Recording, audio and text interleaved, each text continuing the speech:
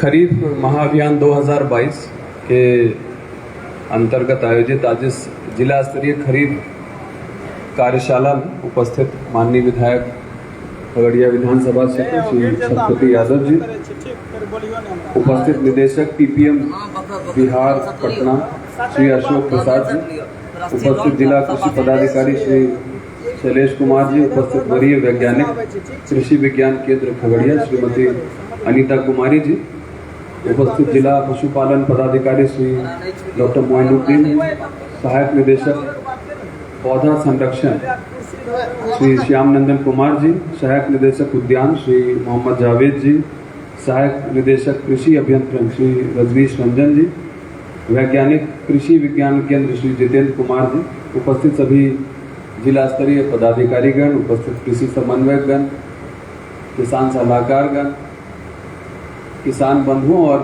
Media से उपस्थित प्रतिनिधियों का आज के करते हुए हम लोग हर साल इस बात को आपको याद दिलाते हैं कि 3-4 महीनों में क्या किया जाना है, कैसे किया जाना है, ताकि जो भी कमियां विगत वर्षों में रह गई, अगर हम लोग किसी योजना का लाभ समुचित प्रकार से लोगों तक नहीं पहुंचा पाए हो तो क्या करें कि इस बार वो वाली कमियां ना रहें। इसलिए इस प्रकार के एक सेमिनार करने की आवश्यकता होती है और राज्य सरकार इसको हर साल कराती है।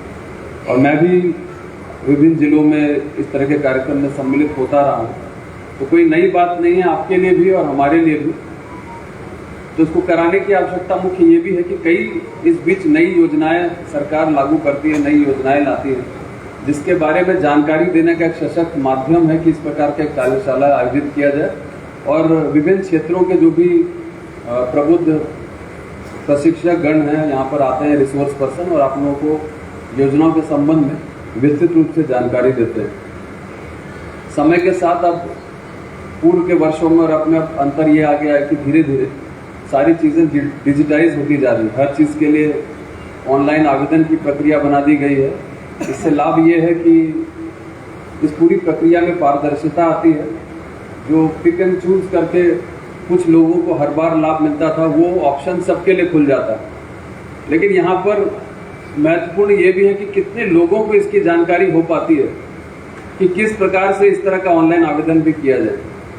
और अगर वो नहीं हम लोग कर पाते हैं किसी प्रकार से, तो मुझे नहीं लगता है कि कोई भी योजना का जो उद्देश्य है ऑनलाइन करने का वो सफल हो पाता है। तो मेरा आप लोगों से अनुरोध है, यहाँ पर किसान सलाहकारगण हैं, किसान कृषि समन्वयक हैं, आप लोगों का मुख्य दायित्व है कि इसको किस प्रकार से गांव देहात तक ले जाकर हर व्यक्ति को इसकी जानकारी दें और जो इच्छुक हो और जो योजना का लाभ लेना चाहता है उसके लिए ऑप्शन हो कि वो उसके लिए अप्लाई करे और उसकी भी संभावना बने कि उसको भी कभी लाभ सरकार की विभिन्न योजनाओं का मिल सके। इसके पूर्व शैलेंद्र जी अपने वक्तव्य में बता रहे थे कि कौन कौन सी योजनाएं इस बार सरकार ला रही है जिसका कि लाभ आपको मिल सकता है, कौन सी नई योजनाएं जो इस बार इंट्रोड्यूस की गई है उसकी आपको जानकारी दी गई और आगे इस पूरे दिन आज जब भी कार्यक्रम चलेगा उसमें विभिन्न तरीके से दिया भी जाएगा।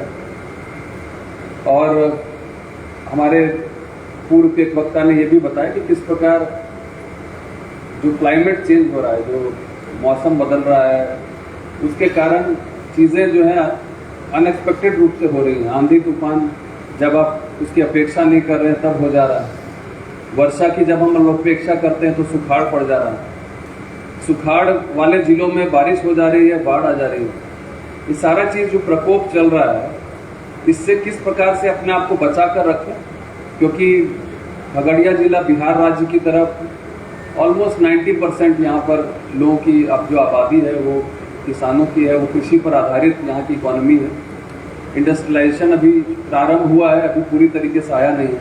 वैसे में जब हमारी निर्भरता कृषि पर हो, वैसे में अगर कोई भी चीज़ जो कृषि को प्रभावित करती है किसी भी माध्यम से, उसका प्रभाव सीधे तौर पर यहाँ की अर्थव्यवस्था पर पड़ता है, हमारे किसानों पर पड़ता है। उत्पादन यदि कम होता है तो देख रहे हैं कि हम लोग प्रतिदिन जनसंख्या बढ़ती जा रही है। बढ़ती हुई जनसंख्या को खिलाने के लिए अगर किसानों के पास अन्न नहीं होगा तो भुखमरी की स्थिति हो जाएगी। जो किसान ये इस अन्न को उगाते हैं, अगर उसको उसका दाम नहीं मिले सही, तो उन किसानों के साथ अन्याय होगा। इस बार गेहूं का रेट जो है काफ़ी अच्छा मिला है, हम लोग को खुशी है कि एमएसपी राज्य सरकार ने घोषित अवश्य किया था, लेकिन मार्केट का जो ट्रेंड है वो हर समय एमएसपी मिनिमम सपोर्ट प्राइस से ज़्यादा रहा, जिससे कि अधिप्राप्ति की स्थिति अभी तक उत्पन्न नहीं हुई है। लोग खुले मार्केट में बेच रहे हैं, उनको अच्छा दाम वहाँ पर मिल रहा है। कृषि के अलावा बहुत सारी अन्य जो डायरेक्टरेट्स हैं उनकी भी योजनाएं इस दौरान चलेंगी।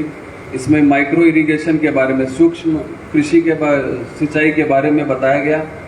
इसके अलावा हॉर्टिकल्चर के प्रक्षेत्र में ही जो वर्तमान में जिन लोगों का अपना बाग बगीचा है उसको बढ़ाना है, उसका विस्तार, क्षेत्रफल विस्तार का भी लक्ष्य इस दौरान दिया गया। इसका लाभ आप लोगों को उठाना चाहिए। उर्वरक के खपत के बारे में अभी चर्चा हो रही थी।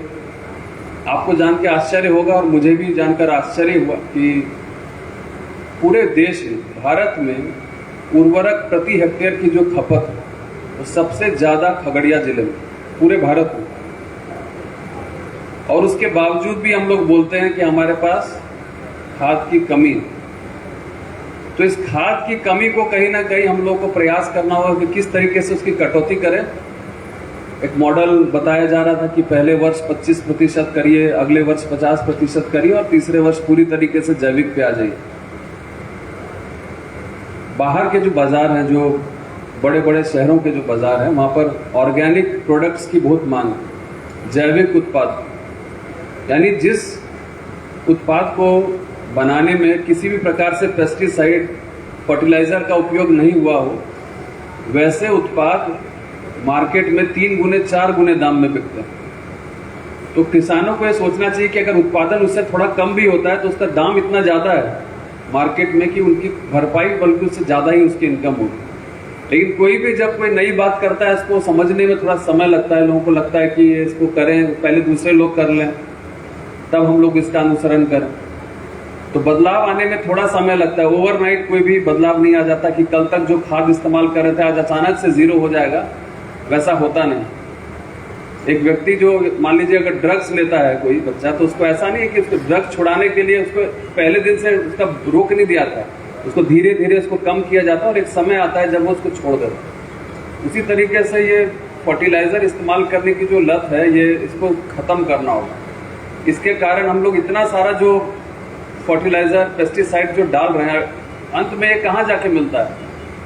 हमको लगता है कि वो पेड़ पे ही रह गया, वो धान पे ही रह गया। वैसी बात नहीं। अगर धान पे रह गया तो हमारे खाने के साथ हमारे पेट में जा रहा है, और अगर धान पे नहीं गया, पानी के साथ भूगर्भ जल में चला गया, तब इस्तेमाल कर रहा है, कोई फर्टिलाइजर पी रहा है, कोई और पानी उसका, तो उसका प्रभाव सब पे पड़ रहा है। और ये केमिकल कोई भी अच्छा केमिकल नहीं। ये केमिकल निश्चित रूप से आपका उत्पादन को क्षणिक रूप से बढ़ाता जरूर है, लेकिन अल्टीमेटली इसका घाटा हमारे शरीर को है। हम लोग जो भी करते हैं अपने स्वास्थ्य के लिए करते हैं, खाते पीते हैं, जीते हैं, स्वास्थ्य अपना अच्छा रहे इसके लिए। और अगर अल्टीमेटली कैंसर और ऐसी बीमारियां होने लगे, और आने वाले दिनों में इसकी संख्या बढ़ने वाली है और अब इसका ट्रेंड दिखने भी लगा। पहले गांव देहात में बीमारियां, डायबिटीज और ब्लड प्रेशर टाइप नहीं रहता था, लेकिन अब देखिए सारा डायबिटीज वगैरह भी गांव वगैरह में आम आदमी को होने लगा है, क्योंकि हम लोग का लाइफस्टाइल बदलता जा रहा है। अब प्रकृति, जो प्राकृतिक शुद्धता थी, उसमें थोड़ी कमी आ रही है धीरे धीरे। और अगर हम लोग अभी नहीं जागेंगे इन सब चीजों के प्रति, तो आने वाले दिनों के लिए, जो हमारी पुश्त है आगे आने वाले जनरेशन्स के लिए बहुत बड़ी समस्या होगी। केसीसी लोन के संबंध में भी जानकारी दी जा रही है। हम लोग को विभिन्न माध्यमों से सूचना मिलती है कि केसीसी लोन जो है बैंकों के द्वारा सहयोग नहीं किया जाता देना। हम लोग बैंकर के साथ जो बैठक करते हैं उसमें विशेषकर इस पर्टिकुलर बिंदु पे ध्यान देते हैं कि केसीसी लोन्स में सहजता रहे, लोगों को जानकारी रहे और अनावश्यक रूप से किसी का केसीसी लोन कैंसिल नहीं हो। केसीसी लोन के दायरे को पशुपालन, मत्स्य पालन के लिए भी बढ़ा दिया गया। पहले ये सब इसमें कवर नहीं होता था, लेकिन समय के साथ माना गया कि पशुपालक भी एक तरह का किसान ही है और उसको भी इस प्रकार के ऋण की आवश्यकता होती है, तो उसका दायरा बढ़ाया गया। कुछ लोगों को हम लोगों ने विगत वर्ष जो है कैंप लगाकर केसीसी लोन दिया था। इस क्षेत्र में भी इसको और व्यापकता देने की आवश्यकता होगी। हम लोग प्रयास करेंगे कि जो जिला स्तरीय बैंकर्स कमेटी की बैठक होती है उसमें आप लोगों से भी फीडबैक प्राप्त करें कि अगर किसी बैंक विशेष के साथ ये समस्या है तो उसका निराकरण हो। अगर किसी ब्रांच विशेष के साथ कोई समस्या हो तो उसका निराकरण होना चाहिए। साथ ही साथ हम लोग को इस बात पे भी ध्यान देना है कि मुझे अभी रहीमपुर मध्य या उत्तरी के कोई एक किसान ने मुझे लिख के दिया कि उनको रसीद काटने में दिक्कत हो रही है और कब तक इसका समाधान होगा। तो मैं आपको बताना चाहूंगा कि अभी सर्वे का काम चल रहा है। सर्वे के अनुसार अब जो भी फाइनल स्थिति होगी उसके अनुसार आपको निर्गत किया जा सकेगा। रहीमपुर का जो क्षेत्र है वो टोपोलैंड की श्रेणी में आता है, यानी असर्वेक्षित भूमि वो मानी जाती है और राज्य सरकार का इसमें स्पष्ट निर्देश है कि जो भी असर्वेक्षित भूमि जिस भी जिले में है, जिसे टोपोलैंड हम लोग कहते हैं, वो सरकारी जमीन मानी जाती है। हालांकि हम लोग इस बात से भी अवगत है कि एक लंबे समय से कई किसान इस पर निर्भर हैं और एक वर्षों से खेती करते आ रहे हैं, तो उनका स्वामित्व देने हेतु ही सर्वे का कार्य चल रहा है।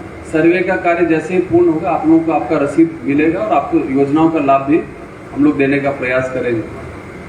मेरी अपेक्षा है कि जो इस कार्यशाला का उद्देश्य है वो आप लोगों के माध्यम से पूर्ति इसकी होगी और हम लोग किसानों के लिए काम कर रहे हैं, हम लोग को भूलना नहीं चाहिए। अन्नदाताओं के लिए काम कर रहे हैं, तो वहां तक इन योजनाओं का लाभ जब तक नहीं पहुंचेगा तो इस प्रकार के कार्यशाला का उद्देश्य पूर्ण नहीं होगा। उनकी समस्याओं के निराकरण के लिए हम लोग हैं, तो इस बात का ध्यान हर समय स्मरण रहना चाहिए। मेरी अपेक्षा है कि जो भी आपके मन में शंकाएं होंगी योजनाओं के संबंध में, तो यहाँ पर जो विशिष्ट प्रशिक्षक गण उपस्थित हैं, सब्जेक्ट मैटर स्पेशलिस्ट हैं, निश्चित रूप से इसका निराकरण करेंगे। यहाँ पे कोई शंका अपने मन में रख के ना जाए। जो भी आपको लगता है छोटी बड़ी कोई भी डाउट्स है उसको यहाँ पर क्लियर करके ही जाएं। इस कार्यक्रम को आयोजित करने के लिए मैं कृषि विभाग के पदाधिकारियों को साधुवाद देता हूँ और अपेक्षा करता हूँ कि इस कार्यक्रम का उद्देश्य की जो पूर्ति ससमय हम लोग करें और लोगों को लाभ दिलवा सकें। धन्यवाद।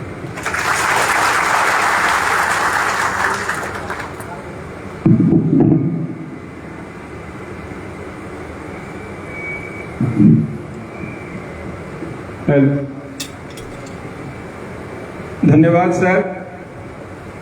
आप देखें कि हमारे जिलाधिकारी महोदय द्वारा